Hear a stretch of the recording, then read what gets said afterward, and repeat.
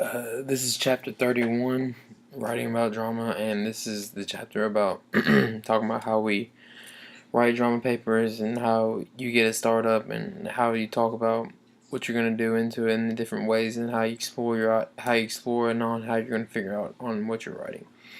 And the first main supporting detail of the chapter is exploring your ideas. And exploring your ideas is just brainstorming basically and putting a bunch of thoughts down on paper. Like it says on this, it says, in the theater of his mind, he sees two characters and at a park setting. He decides to focus first on the characters, trying to figure out his response to them. Then he looks at the setting, comparing the zoo motif to the freedom of the park where the action takes place. He wonders about the mystery of the zoo and what has happened there.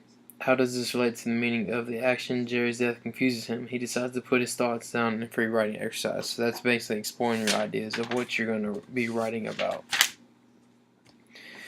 And then the next one is develop a working thesis. It says Jim uses brainstorming notes to sharpen his topic and focus his thesis.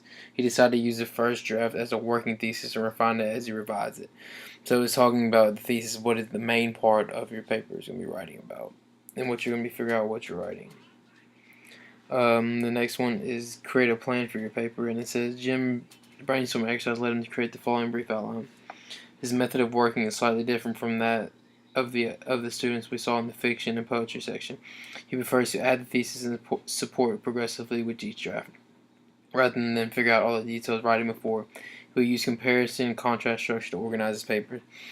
So there he's putting all of his ideas down on paper and figure out what he's going to write for his paper. And then the next part is generating a first draft. First draft is basically your rough ideas, the basic of what you're going to be writing. It says the point of the first draft is to get the ideas on the paper. Then everything can be revisited, reorganized, and refined. The draft allows you to think about your own feelings and experiences in regarding observing a play. You may find it easier to draft the introduction and the conclusion after you have drafted the body of the paper. These sections should answer each other. The introduction introduces the thesis, and the conclusion relates the thesis to a larger issue that explains why the thesis is significant.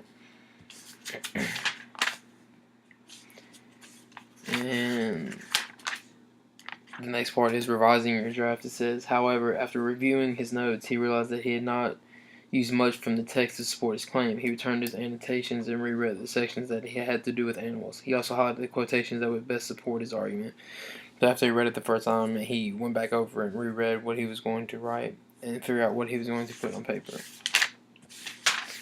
And then the last one is the edit and format your paper. And it says Jim used annotations on his second draft to develop his final draft, in which he flashes out the character analysis and examines each sentence for clarity.